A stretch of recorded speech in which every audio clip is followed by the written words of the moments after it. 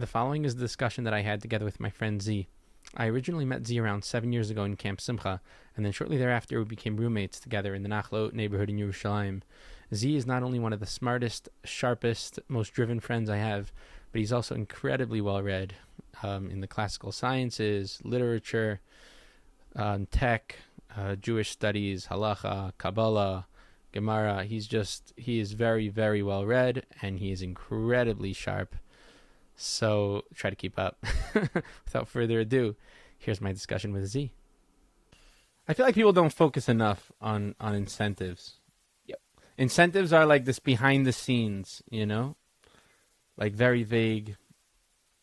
Well, I feel like everything trickles down kind of from incentives. Like that's where it all starts, like in theoretical idea. In Kabbalah, they say that one of the highest things is perceived pleasure. So, like, that's the incentive. That is your incentive. It's within Tzachtzachot. Yeah, that's like Tzachtzachot, the sparks that the Ari mentions, is like this place of pleasure, this place of like receiving and enjoyment. And it's enjoyment that really pushes us to borderline do anything. And not in like a negative sense at all, because enjoyment, it's kind of like your life should right. Well, even before the enjoyment, I think it parallels you Atik in the Arizal's Kabbalah. The Atik is the perceived pleasure. Before you even get to Aber Ima, Yes. Mm-hmm. Yeah, you have to have perceived pleasure in order to have a desire to actually create. Such a trip. And I feel like nowadays, especially gain. In a lot of our structures of hierarchical structures, government, like the incentives are so corrupted. It's like once you get into power, you can make a ton of money. You can, pass a ton of laws that'll help you and your friends. Yeah, and you're essentially incentivized to enslave the people that voted you in, to force them into a position where they have to continuously keep you in power, and also that it creates some sort of illusion that that they feel like they're doing something good, because then it's a distraction from the realization that they actually are. Well, also you need the institution, right? So, like, if you want to run as a Democrat or Republican, you need them. So you need to cater to them. So in reality, you're not actually catering to your constituents. You're kind of catering to the people in power. Yep. And to the body politic, basically. And it's funny because I have a feeling that most people in this are not as conscious of it as people like to think they are. I think they just kind of become these like they're just trying to climb the ladder. In order to climb the ladder, you have to cater to the people at the top, and they help pull you up. Yep. Exactly. And you sort of end up fitting into this system / like methods and ideas because you're in some. It's like that's what brought you up. And so but it's definitely evolving to an extent. Yeah.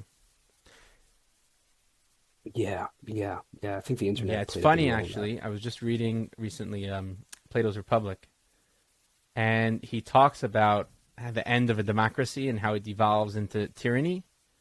And if you read everything he's saying, he literally talks about a men and women, like the gender aspect of equality. Everything he talks about is literally going on in the U.S. That's the way when I look at it.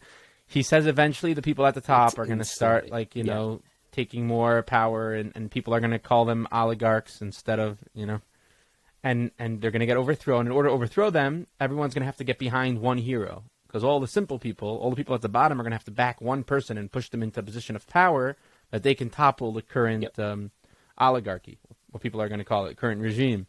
And that's literally what you saw with Trump. Is all the people who felt like they weren't being heard, they weren't being listened to, chose a guy to be their hero. Chose a hero. And they pushed him all the way to the top. And then it talks about how once that hero makes it all the way to the top, he becomes a tyrant. Yep. Because he has all the power. Yep. It cycles right back. Yep. It's really interesting because I was discussing this with somebody I think a couple of months ago that the Jewish system of government is technically a monarchy, but it also has a system of checks and balances.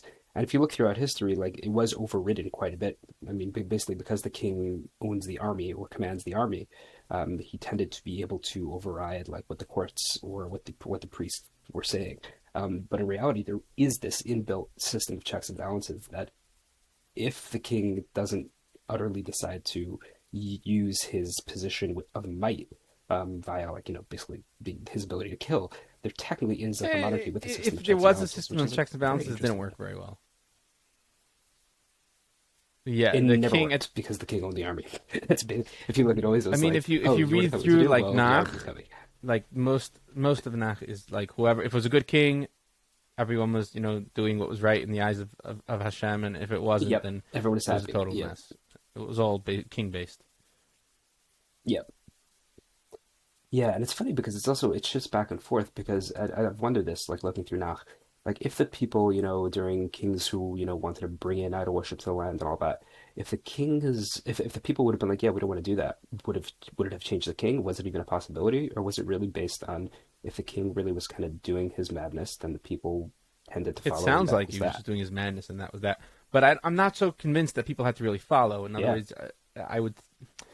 there was no there was no tech like I nowadays. don't. I If you think they were off on chose a to. hilltop doing your thing, nobody knew. Yeah. Yep. Yep. But it seems from what it was saying that most people tended to end up following the same thing. Like there's sort of like influence that happened to the nation, whether they were aware of it or not, whether it was because, so let's say in like a central city, everyone probably did something very similar because you're in a city, you see everyone ends up following the same thing. But from what it sounds like, even in the rural areas where it was pretty out there, there was some sort Yeah, of influence that ended up occurring where everyone that it tended to definitely follow the sounds like. same Well, thing, certain which is times they really really interesting. shoved were shoving it down people's throats. Like with Zevel, she was off on a murder spree trying to kill every prophet. Yeah. Yeah. Yep. It's actually awesome. I've thought of this too. There's a book called The Bicameral Mind. That's not the whole title. It's a really long title, but if you Google it, you'll find it. It's written by someone named Julian Jane, I think, something like that. And he talks about like how throughout time, like how consciousness like develops from like very like robotic state into like a very non-robotic state, and his stuff lines up very very well with like certain markers that we have in like the lineage of Nevuah and things like that. And I always wonder, like maybe back in the day, like it was a little more robotic. People were a little more like stuck, and were opening into a space where everyone's like this like crazy free mind and thinking, and as a result, in our days, it's like it becomes harder to have everybody follow the same thing and be like this, like just because everyone's doing it doesn't mean I'm going to do it too. Versus back then, it tended to okay, here's what we're Definitely doing, makes that's sense. It what we're going to reminds do. me of Jung in Man and His Symbols. He talks about the development of consciousness and how action always preceded consciousness. One of the examples he gives is like this man who got really angry, he lost his temper, and he like killed his kid or something, and then he like it shocked him into consciousness. Like what just happened? He's talking about like a primitive man. Oh, interesting. Is that one of the Greek myths It's also? like it's like a myth, like one of his Yeah, I archetypes. think one of the Greek myths has I this. think, but it's just like conceptually, it's such fascinating. And I was actually thinking about it recently. I have no reason to assume that that's not the idea of Nasa V'Nishma. That the Torah is really telling you how What do you mean? consciousness works, like Nasa V'Nishma. And when it says Nishma, obviously it means like Shema Ah, Yisrael. It means like a lashon of Havana more. Like you have to understand it, not like listen. In other words, how could yeah, you yeah, do it yeah. unless you It know what to means do? So here if you know what to almost, do, yeah. didn't you already listen? Like what's exactly going on? Nasa V'Nishma is saying we're going to do it, and then we're gonna Exactly. expand our consciousness Yeah, and understand what's going on. In other words, the Kabbalah will follow. that makes a lot of sense. Also, given like Rabbi Nachman's whole thing on, like for example, he talks about like reading the Zohar. He's like, doesn't matter if you understand it, just to read the words. Like in other words, just do and like it'll come to you. Don't worry. Like, over time. So I have a different theory for that. Yeah, I think I know your theory. My theory is that certain people have the opinion that after death, your consciousness obviously is all that lives on, and that consciousness has access, uninhibited access to everything that you acquired mentally during this lifetime. So anything you looked at, in other words, the same way Rabbi Kaplan discusses in Jewish meditation and stuff, that you can unlock parts of the memory. So when you die, that all becomes open, and you remember everything. Everything is in front of you. And if you read through everything, Aldous Huxley, yeah. So if you read through everything, you then have all the words in front of you, and you can then begin to understand what it all means. You could ping pong it off each other. You can do, my understanding, what Shimon Bar Yochai and his son did in the cave, Hmm. and you can gain levels. That's what it means by like on a certain level. Now, I think it's super debatable. Super debatable what happens after death, right? Hmm. Yeah. This is the concept the Talmud says. Tzaddikim don't have rest in neither in this world nor in the next, because even in the next It's world also the they idea of take their Bezdin attention and they're able Shamala, to use it to continuously grow. and of Yeshiva Shamala. Sorry, of Sure. like you're Yeah. still learning after death, but you can only Yes. learn the things that you knew to a certain Hmm. extent. This is one of the reasons why is that I think it's a Yeah. Gemara about Yeah. Midrash about Moshe Rabbeinu, that he was davening for Yehuda in Bezos HaBracha. Bezos Yehuda Vayomar Shema Hashem Kol Yehuda V'Yalamot V'Yanu Yadav Rav Lo Ve'ezer Mitzarav Tiyeh. That Yeah. Yep. let him into the Yeshiva Shel This goes with the Mala. concept that it says Yaakov Asher Padat Avram. Yeah. It says Yaakov Asher Padat Avram. I believe that's in Tehillim. And it's like, what? How did Yaakov redeem Avram? He's born like, probably close to 100 years, maybe a little more after him. And this is that concept. Yeah. By the way, the way Aldous Huxley puts it, just to like make it even more understandable, Aldous Huxley, I think it's Aldous Huxley. He like after he did LSD or something like that, he basically said like, oh, the brain it seems to be more of a limiting factor. It basically is a filter which allows us to like function in this world. Because if not, you would see everything around you. It's sort of like you'd be very autistic. If you ever like worked with autistic people, like they like see everything, That's why it's too much. It's too much. Did you ever watch Man of Steel? No. Superman.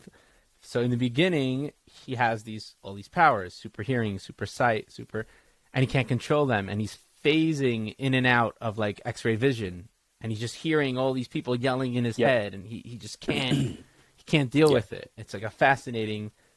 For me, like that's literally what they're talking about. I have no reason to assume that as little children we don't go through that. We 100% do. If you ever like deal with little like babies, like kids, you see this.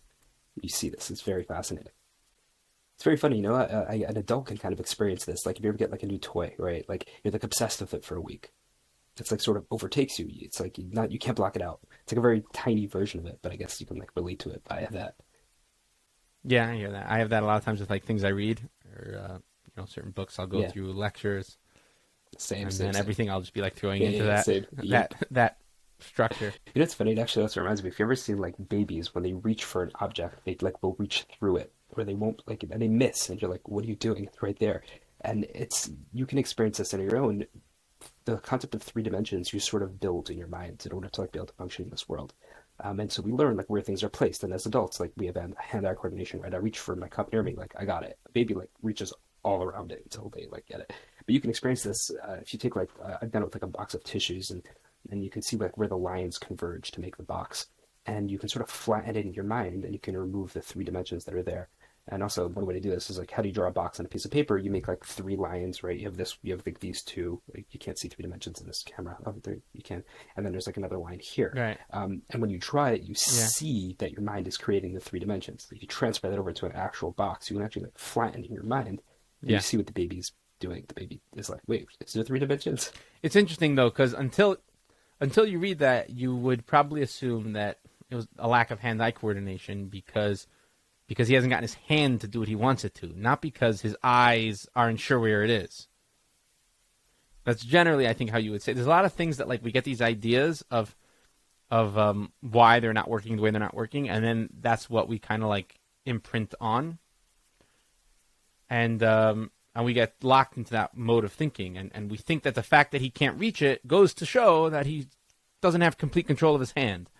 Whereas it might actually go to show that he's not seeing the 3 dimensions using his yet. eyes. And it might be a little bit of both as well. It's such a trip. And there's so many things we have like that in our life that like, but we're sure because we see. It's funny. I think we're always sure about this because every time we sort of create a new system of understanding, right, throughout history, throughout like hundreds, thousands of years, there's always a new system of understanding, right? So like in Greek, like Greco-Roman times, they had their myths. And if you look at them, they're actually really brilliant. They have a lot to do with like Jung's archetypes and things like that.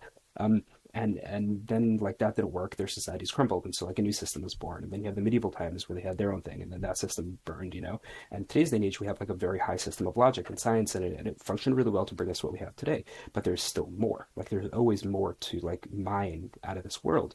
And so right now it's sort of like we're seeing it work to bring us somewhere, but like it's not perfect. And so there needs to be like a sort of growth on top of what we have. Hopefully you don't have to break down. It'd be nice. Yeah. Well, I also have no reason to assume that their societies didn't crumble because people weren't actually paying attention to the archetypes.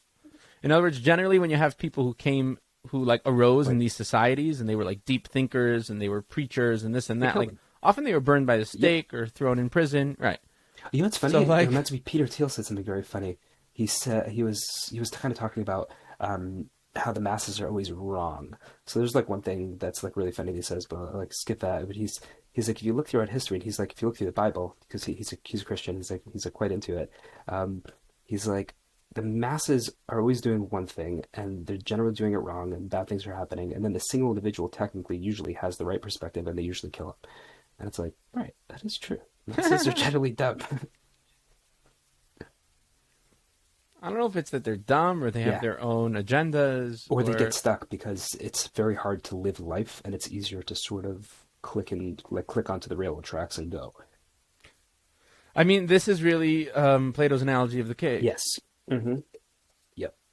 Just for people who don't know what it is, he basically gives an analogy of people who spend their entire lives inside of this cave watching shadows on the wall. And they think that the shadows are like these real things. It's all they can see. And any noise from outside bounces off the wall, reflects off the wall. So they think these shadows make each one its own noise.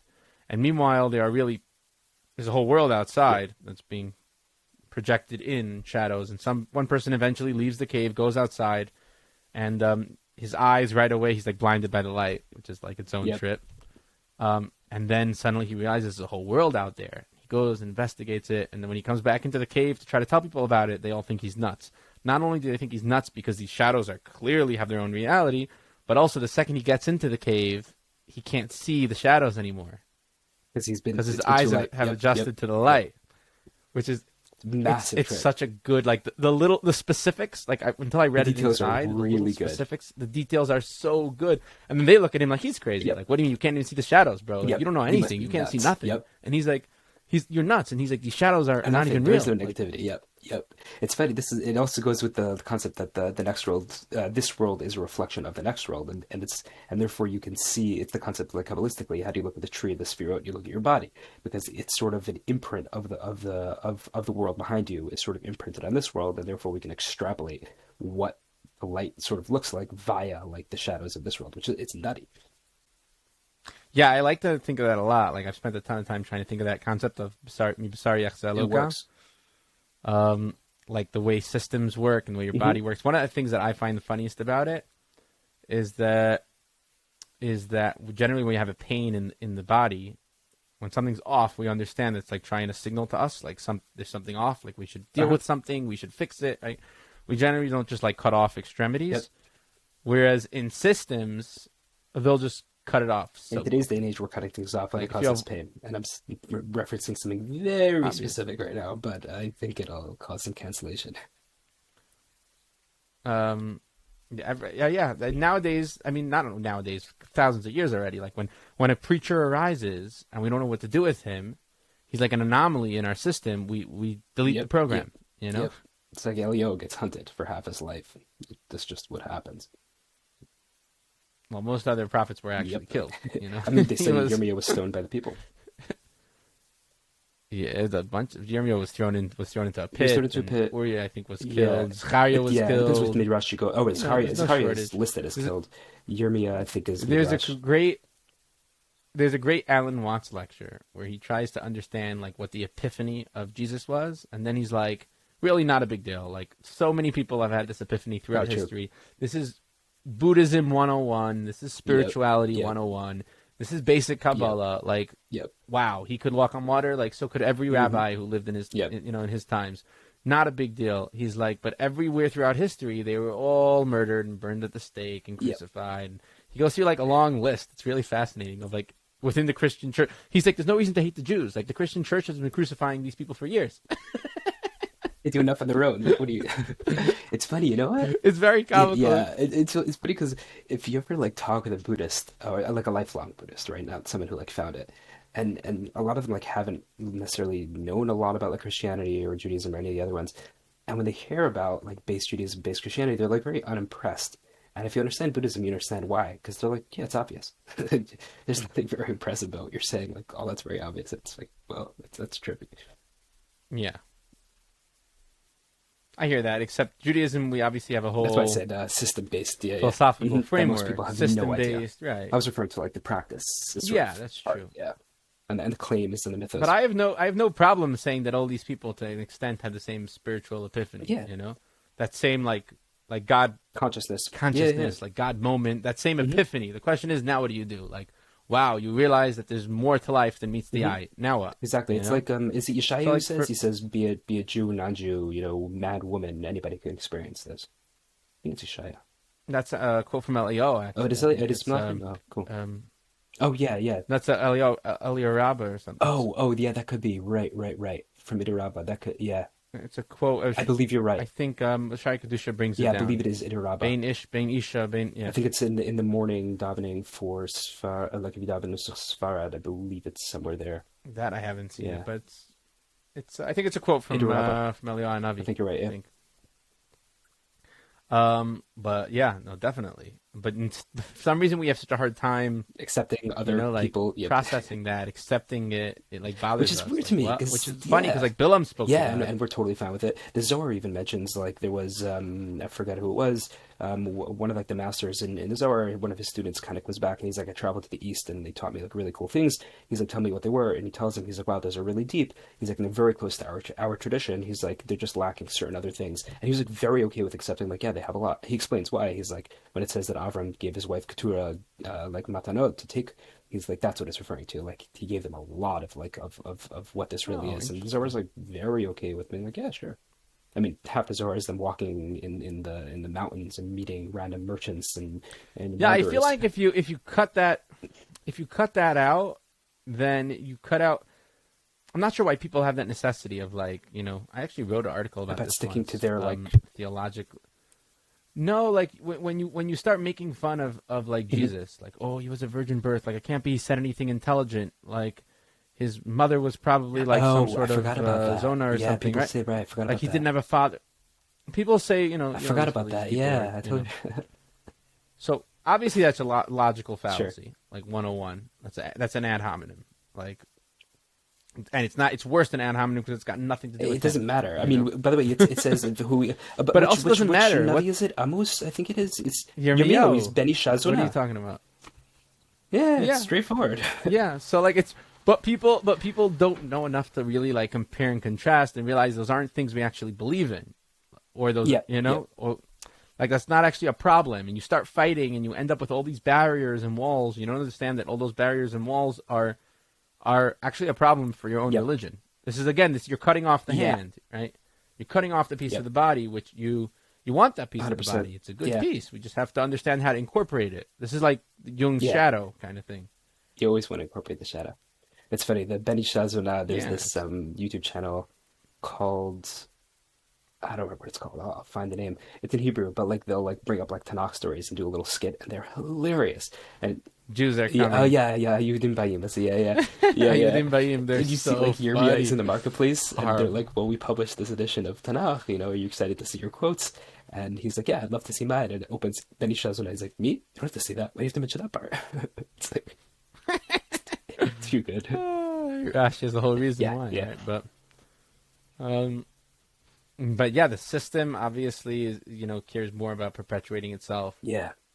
than it does about really. I always wonder understanding why though, what's going because I on. don't think there's anybody running the system or actively like running it. And so what? How does the system manage for so long to maintain itself? I mean, eventually we see that it falls apart and a new system is born out of the ashes, and the new system's always better than the old system. But how does it manage to survive for so long if it has such deep dysfunction? Wrote. But if it has such deep dysfunction, how does it manage to survive? Like, it's interesting. Well, it keeps attacking its dysfunction, Right. and alienating Right. them. Until eventually it can't live. I mean, it's like a super religious system generally manages to keep its own because everyone who leaves it, they just leave. The people who like really see through the the BS and they're done, they just Right. leave. They don't stick around, most of them. Which on a certain level, like that's the beginning of the story of Moshe Rabbeinu. He like walked out, Yeah. like Dal Moshe vayetze alecha vayar Yep. b'sivlosav. He saw suffering, and he's Checking like, out. we don't have to suffer. Who could say we don't have to suffer? The one person who was born and lived in the Yep. palace. He's like, there's no need to suffer, like because he wasn't Exactly. born into it. When you're born into it, it's very hard Yep. to see past it. But he was born out of it, so he saw past it, and he's like, yo, I can help you guys out. Like we can Let me show you how to do this. get out of this. And what do? They said no. There's not. What do said they you make do? it worse. They snitch on him. They're like, we don't want your help. We're like, they're showing that they're not ready to Follow leave. this They're not ready to headspace. be freed. Mhm. Like I can only show you the door. It's funny because it You says have this to- about you have to walk through it. So he leaves. So what does Moshe He Rabbeinu bounces. do? He leaves the land. He leaves. He goes to Yep. Minyan. He bounces. He's like, I'm done. And if you read Josephus, what he does there is like amazing. He like basically becomes like a ruler, and he just like decides, "I'm gonna live," It's also funny that this like sort of this sort of realization, because I don't remember if it's Talmudic or Midrashic. It says that primarily the slavery in Egypt started via taxes. In other words, they basically told the people, they're like, listen, all right, taxes are going to be, X amount per year. And then they're like, well, how are we going to fulfill that? And they're like, well, we have to work more. And then this sort of the cycle that continued. And Shevet Levi basically was like, no, we're good. Like, how about we don't? And it says in Parsha Vayigash Vayichi, at the end of it, it says that Paro said that the land of priests will never have to like deal with taxes.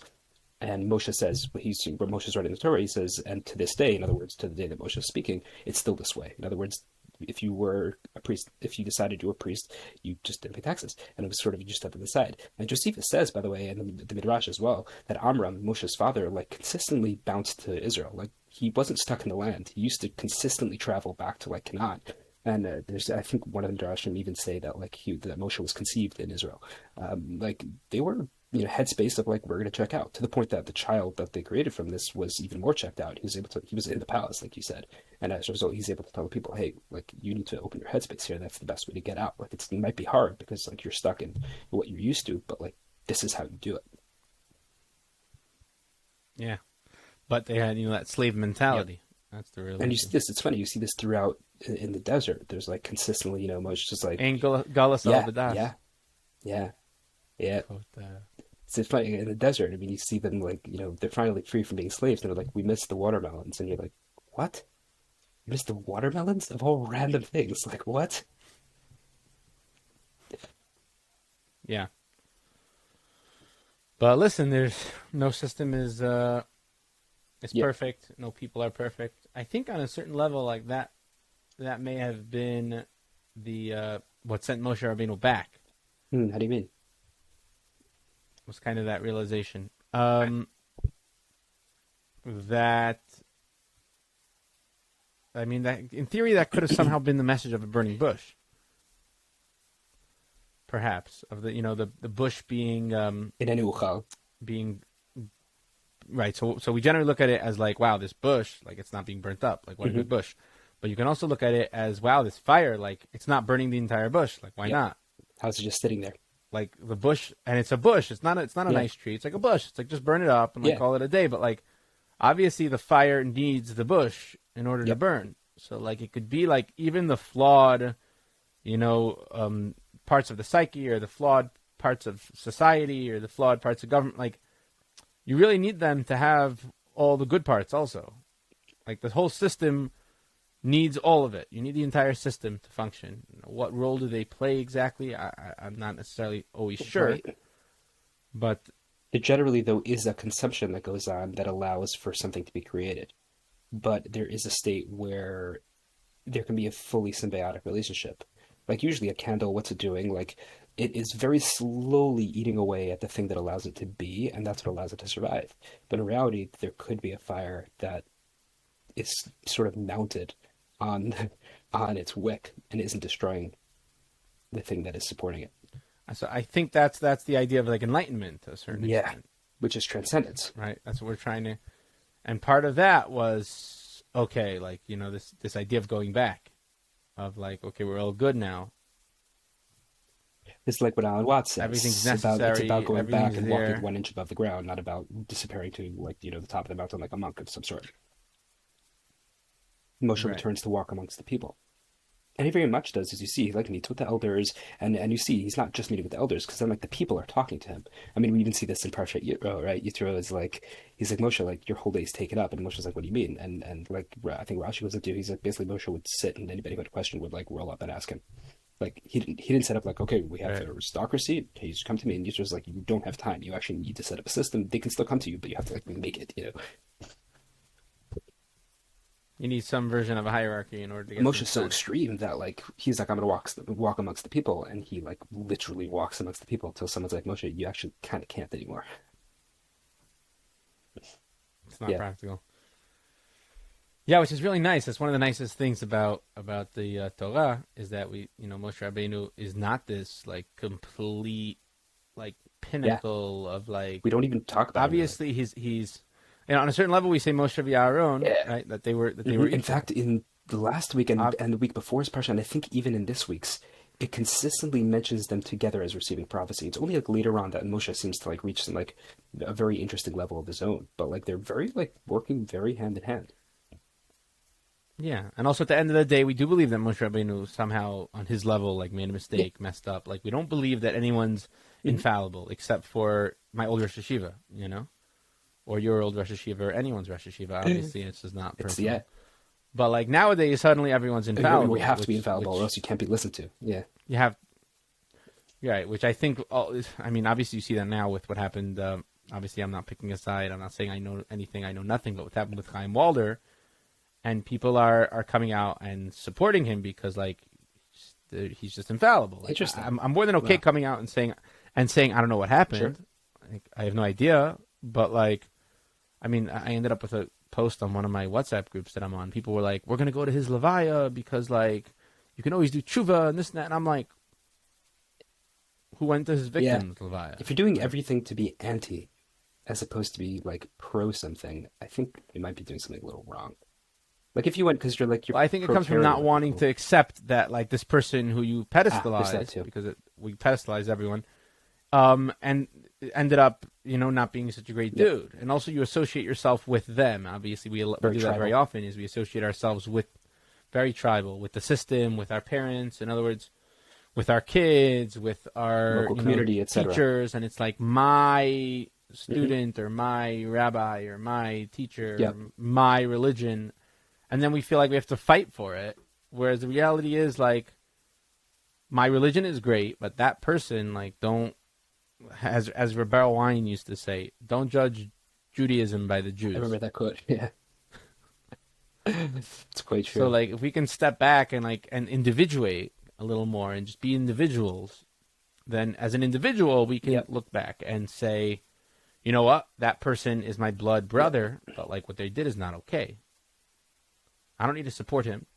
I might not need to attack him either, but what he did is not okay. And it's funny who I think was able to do this to the 1000th degree.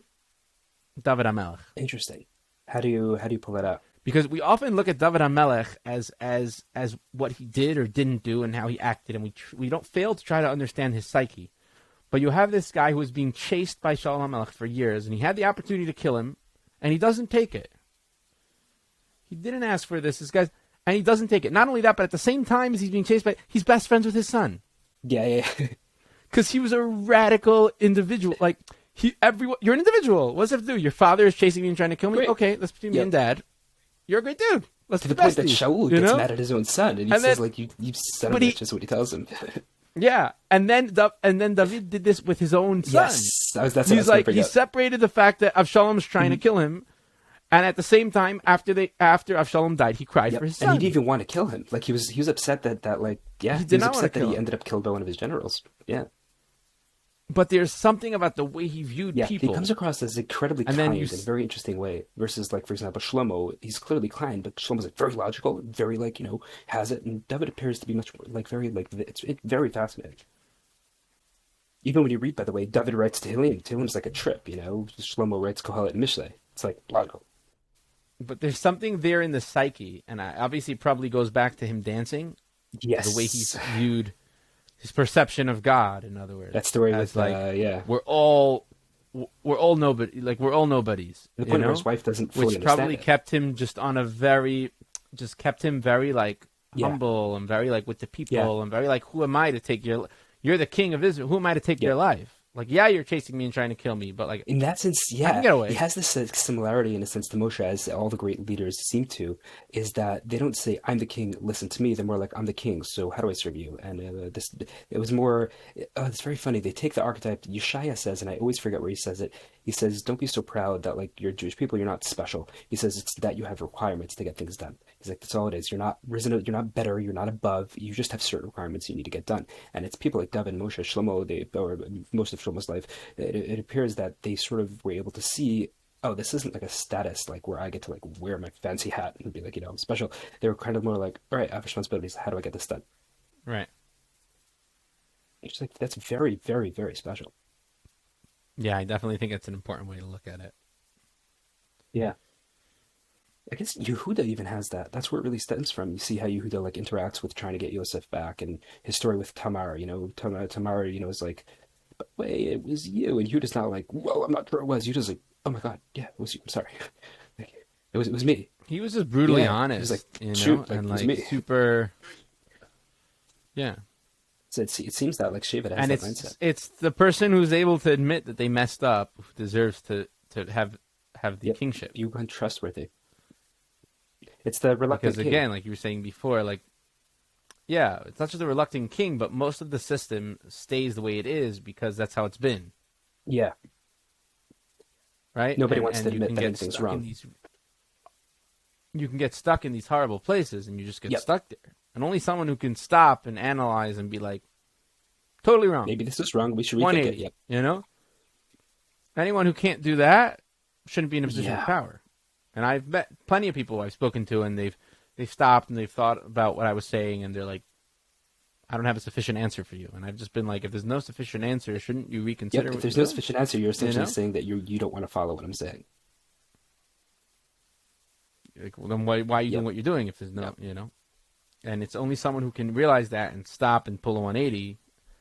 Tzad Kamimeni, like Yep. that's the person who you can have running the And system. I think on a very like sort of Kabbalistic, trippy, hippie level, it's the concept of, do you let your body own you or your soul own you? And if you let your body own you, there's this sort of pleasure chasing that like goes on. Like if you're in power, all you want to be is in more power and retain it, and you never want to think about change because this is great, I love it. And there's this like visceral enjoyment, whether you're aware of it or not. You don't want to think about change because like, I love this. It's so fun. Versus like if you let your soul sort of guide you on a certain level, like, and you're not looking for this like bodily pleasure, this simple like visceral sort of enjoyment. You're looking for like, is this like good in general for people and the whole system that's going on or not, regardless of how it makes me feel tonight or right now.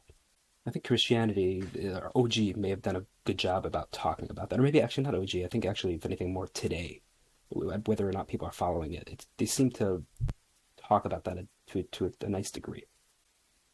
I mean, Jordan Peterson talks about that in his version of Christianity. But as far as the general version, Yeah, I'm not same. sure. I mean, it's because there's no, the body. It's not like the body's evil and the soul is good. It's, they have to work together. It's the Rabbi Nachman's, the blind Right. man and Whereas the deaf man general and the king. Christianity, I think, ended up Yeah. not like that. Well, And, there's, when we say there's devil and there's a God, you end lot up of with like that. Yep. Catholicism, and you Which is split funny. it up It's the kind way of you a said. similar mistake that Acher made, where he said there's two separate powers. Big Yeah, machlokas. yeah. What It's hard to what understand Acher on did. a There are some simple people who level. say the other way around. There's some people who said the other way around completely. Was that he only saw one power to the extent that it didn't really matter to him which side he was on. Oh, interesting. That he went up to such a high He saw place. Matat. He went up to such a high place of yichud,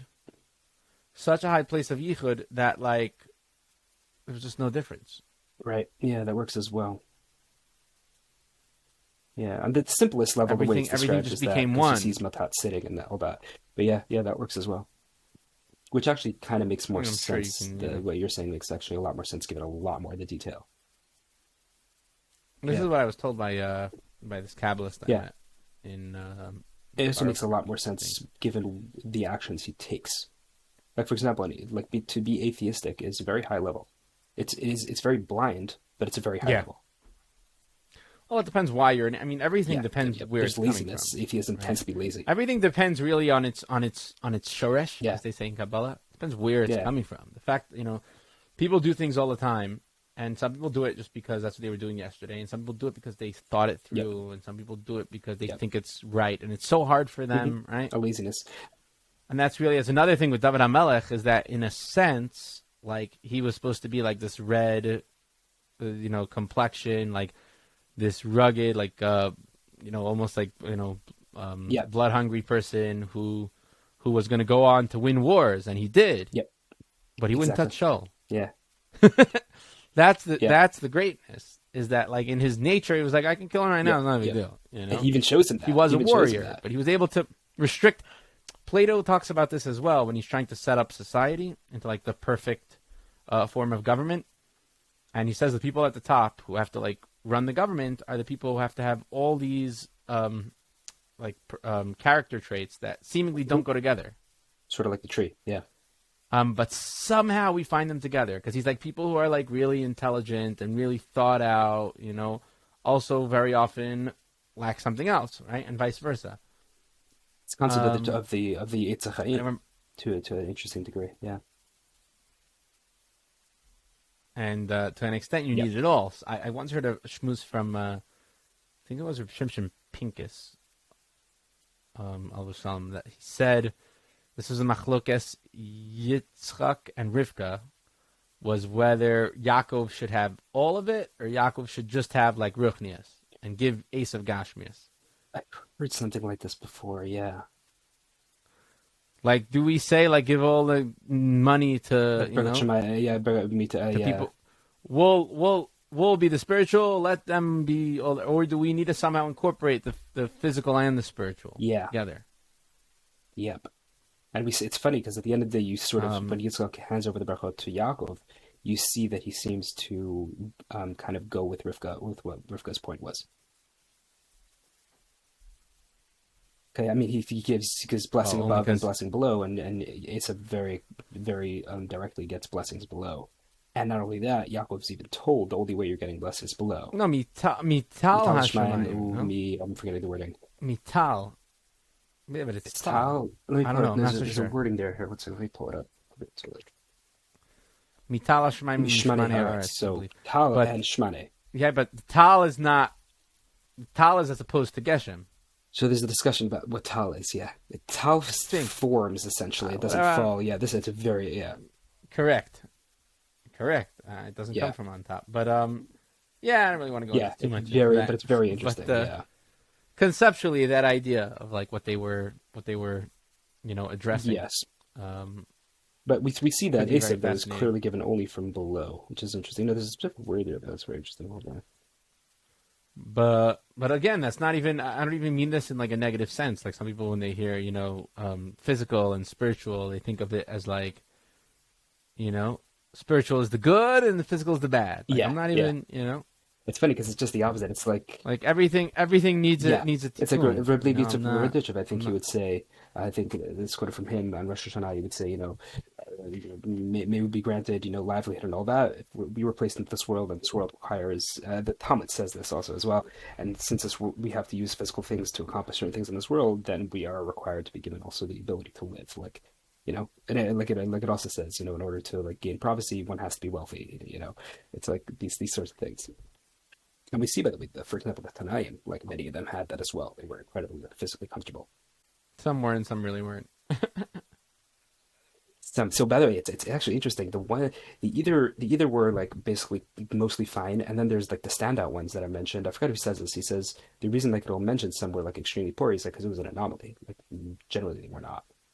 Yeah, Oh, like really? even it doesn't mention that Rabbi Nachman ben Akana was Because an incredible like wealthy merchant. It generally doesn't say it. We like extrapolate it, and then there's like a story about it, but it doesn't like say it. I mean, then you have the Rabbi Yehuda stories of Nasi. climbing on top of the Oh yes, climbing yes. on top of the Skylight.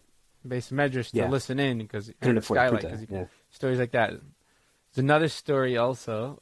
I heard also Reb Pincus Shmooze about someone who's like so poor and he like fell asleep. Went into like this like prophetic state, and his students saw sparks like coming out of his face. And when he woke up, they asked him what was up, and he said like, I had this prophetic experience, and I was talking to God, and I asked him like why I'm so poor, like what's up with that. And he said, God's like, that's just your mazel. Like, you were born under this really poor mazel, but like, if you really want, I can destroy the whole world and I'll make it again. And like, maybe Reset. next time, like, you'll come out with a better mazel and you'll have money. And he's like, it's just a maybe. And God's like, yeah, it's a maybe. He's like, if it's just a maybe, then like, don't do it for me. Yeah. And he's like, he said God like gave him like a Yeah. a patch on the face, and that's the sparks that came out. Fantastic. But I mean, there were clearly somebody was telling me a Hasidus joke also about this, that like about how some play on words about how like tzaddikim deserve riches, but like they never actually get it. Yeah, yeah. Something like that. It's actually funny because like the Zohar talks about rising above your mazal, that it's a very straight up capability. It's because it's a specific level. It's a whole. It's covenant. It's a whole thing. It's very fascinating. Yeah, but I don't know if that works for like The money. physical I don't world. know. I don't know. Because like the theory is, I mean, the Baal Shem Tov discusses at one point turning things into Yeah. gold, Yep. like Yep. transmutation. But the issue is, like in theory, in order to get to that level, you have to just not Yep. care. You have to go through a place of like hishtavos, like none of us Exactly. can imagine, where rich, It's all the poor, same like thing. none of Mhm. this matters, you know. And this is actually one of the like tests of Jesus in the New Testament is that the devil tells him to command that this rock becomes bread or something, right? Because like you Mhm. can do it, and his reply is "Lo ala lechem levado yichya ha'adam, ki al kol motzafi Hashem yichya ha'adam." Like Who cares? the same. Yes, I could turn this into, but I can also Yep. just live without food. Like once you're on that level, like yes, I could turn this into gold, but I also can just don't Yep. need, like what do I need gold for? Like it just It's a yeah. and that's where everything gets. That to me, that's my understanding of like that level of acher that he probably Probably, reached. which is funny. It's the story But for he yeah. went the other Yeah. way. Yeah. He went the other way. Like, yeah, I don't need Let me gold, max but out. also I could turn this Exactly. into gold. Which is funny because it's like the story of Rabbi Like, Nachman's the Simpleton, I think is the title of it, where he has no money and he's extremely poor, and he'll like sit down and he's like, all right, his wife's like, let's have something for dinner, and he's like, all right, so let's have the meat and the wine and the delicious food, and all they can afford is bread and water, and he eats it and he goes, wow, this meat is incredible, and he drinks water, this wine is the best, and like a lot of like the commentary on it, they're like, he wasn't like pretending, like that's what he tasted, like. He was tasting exactly that. This delicious, crazy meal. I was like, yeah, is that like a mun trip? it's a concept of the man. Yeah. And when you're on such a high level of Ishtavut, it's like it tastes like whatever you want. I have to think about that. And by the way, to say it tasted like whatever you want is sort of like on this level to attempt to explain it. It's more that the sustenance that it provides for you is just as pleasurable as the most delicious meal sustenance provision. We need something really healthy. You're like, that was really good. But like on that level, it's sort of no matter what you eat, you're getting that like level of provision, and you're good. Yeah. Anyhow, I think we covered pretty much everything. We technically have like 8 minutes left, but I think we're good. I didn't give my whole Chaim Walder rant, but like I'll save it for a different time. Yeah. I said enough Jesus Torah to like to make up for all of that. If you want, you could do a Chaim Walder Listen, right here. to and then you anyone can just who's clip still it in. listening to this part, I'm not Christian. I think Christianity was a big mistake, but I don't think Jesus was Christian either. I don't think he was. He was probably was Jewish. not. I mean, by the way, even given what the Talmud says about like that story with Rashi while we fast on a B'Tevet, like it seems clear that he wasn't Christian, and people just were stupid. Reminds me of this joke somebody just told me that this rabbi, meets a priest and they're schmoozing. So the rabbi asks him like, "What's your goal? Like, what's your hierarchy in your system? Like, what do you do?" So he's like, "Well, pretty much, I'm hoping to become like, the best possible priest." And rabbi's like, "And then what?" He's like, "Then I'll become a bishop." And, and then what? He's like, "If I make it to the top of like, the best bishop, I'll become a cardinal." He's like, "And then what?" And he's like, "Eventually I'll work up there. I'll become like the Pope." And he's like, "And then what?" And he's like, "Well, that's like the end. You can't go higher than like the Pope. Like, what do you want me to do? Like, become God himself?" And the Jew looks at him and he's like, "Well, one of ours did it." Oh, that reminds me of the joke of why did God create Mormons to let Christians know how the Jews feel? It's like, if you know about Mormonism, it's kind of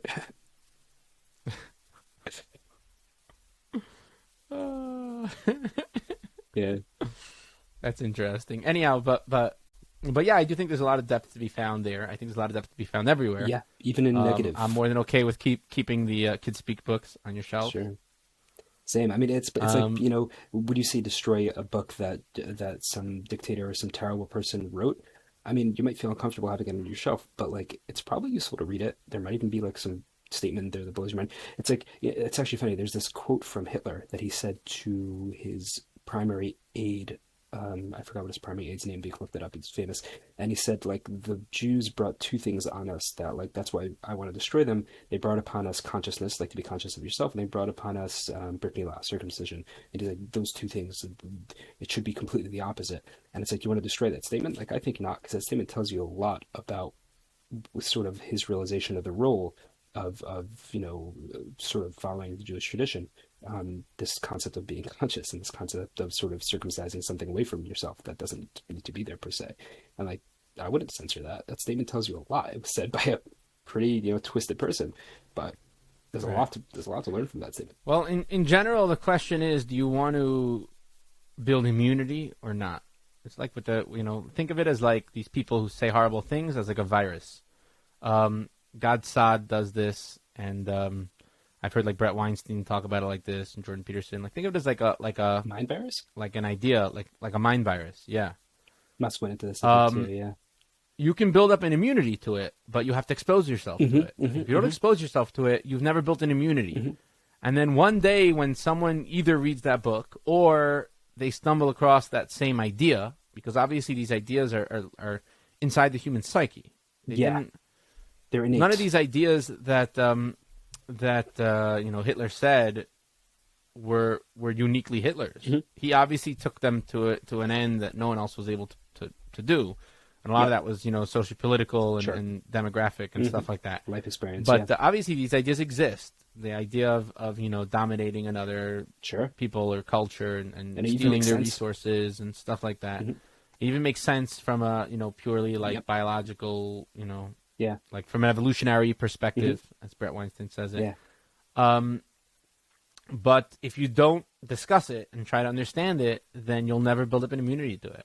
Yeah, it's sort of like if you were to lock someone in a cage all their life and not allow them to sort of do anything, when they get out, they're going to want to try everything. Yeah, I think to a large extent, like a lot of the people who grow up in an unhealthy environment in an ultra-Orthodox area, and it's both, because obviously if you grow up there are plenty of healthy environments in ultra-Orthodox areas, there are plenty of great parents. I'm not, but if you grew up in an environment that wasn't so healthy, you just feel like they restricted you from everything. They wouldn't let you do anything, and I have friends who are, just coming out of that in their late 20s, divorced or whatever, and they feel like they missed out their entire childhood and their entire, and it's hard for me to disagree with them. Like, I grew up in a house, like, we had a TV at home, and I watched whatever I wanted. By the time I got into high school, I was like done with it. I was like kind of grown out of it. Whereas all my friends who grew up without, I'm not saying anyone should have a TV at home, just to clarify. But my friends who grew up without it, like when I got to Israel finally, they were just sitting, wasting away in their apartments, just watching binging TV. And I was like, I was out exploring, traveling, on the beach. Like, why was I on the beach? Because I grew up in Pennsylvania and I never spent time on the beach, So like, I didn't say, by the way, that I feel like everyone was expecting me to say when I got to Israel, I was sitting and learning. Like, no, that's not. But again, why wasn't I sitting in? Because I had done that to an extreme over high school in like 2 years, based medrash in like a, Lakewood style yeshiva. So it's this like roller coaster, up, down, yin yang, up, down, yin yang, and eventually you got to try to find the middle of that wheel.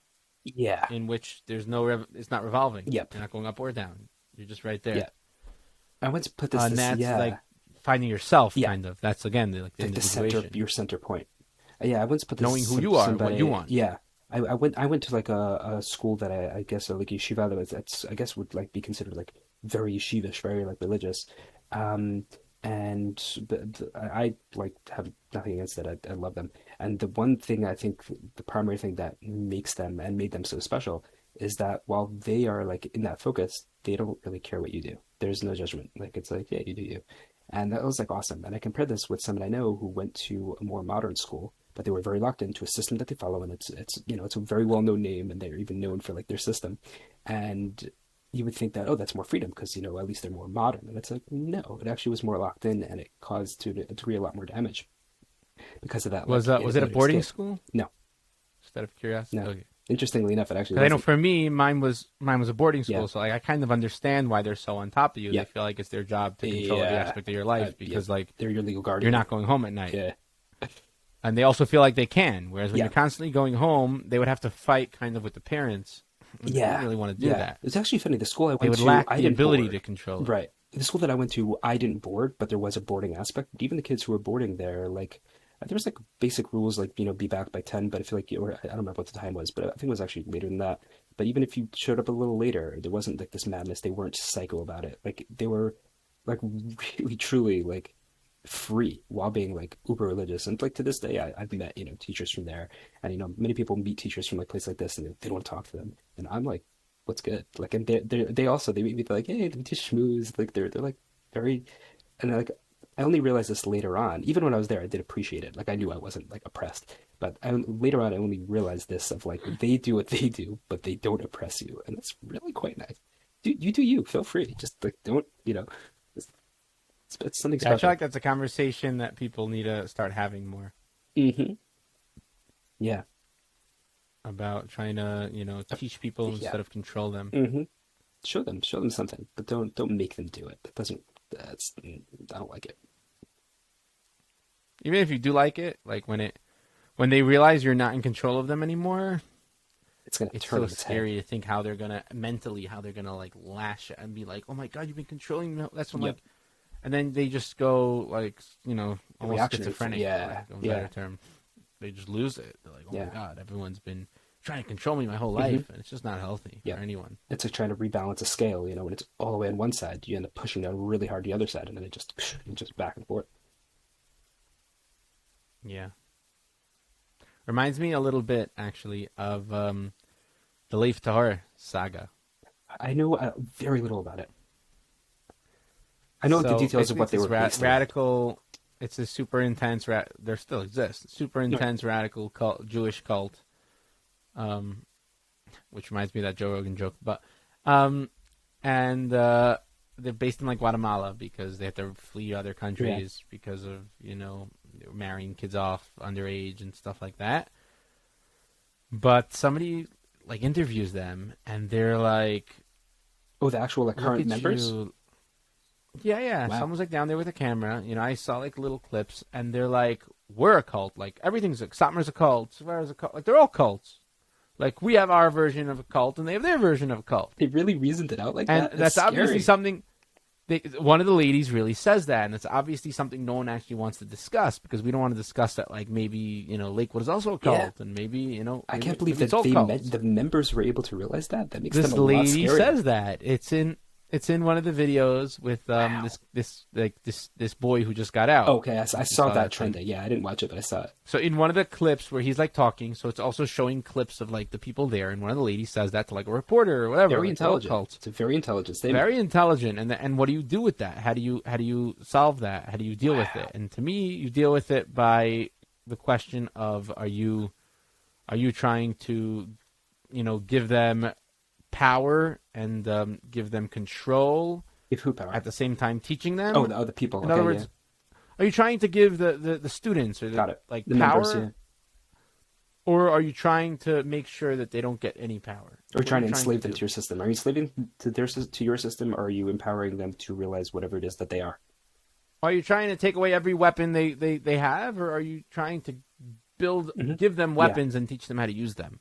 It's a really important That's question. really what I think the question is. And obviously, I don't mean actual weapons. I mean like ideas Yep. and concepts Capabilities, and strengths. mental Yeah. capability. Yeah.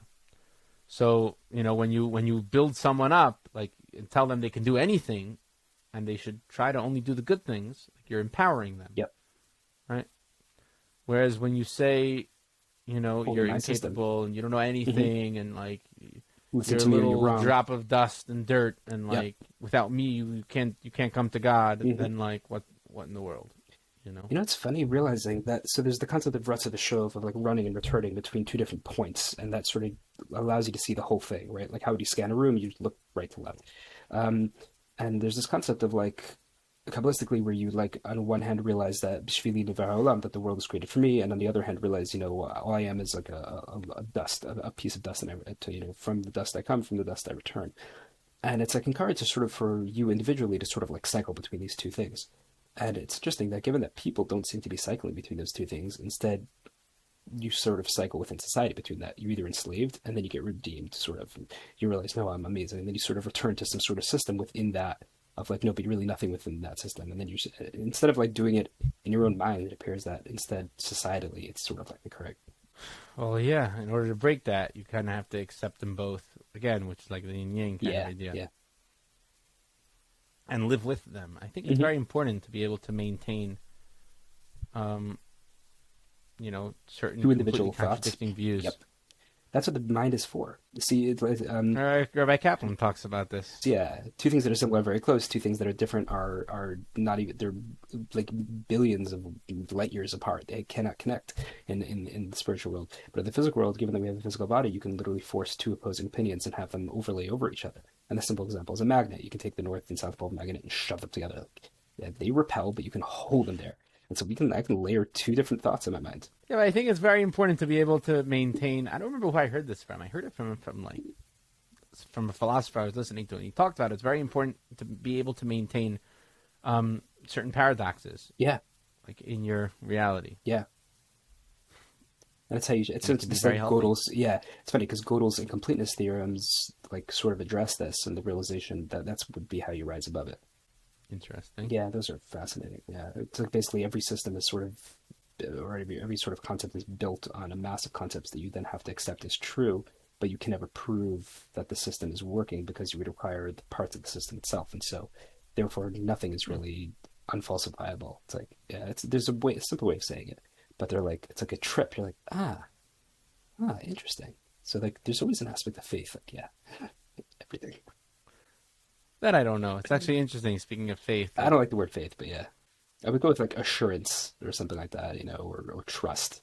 Faith is trust is a good one. That a lot of people like to use. The idea of like, Amunah is really trust. You only trust somebody you really know. Yep.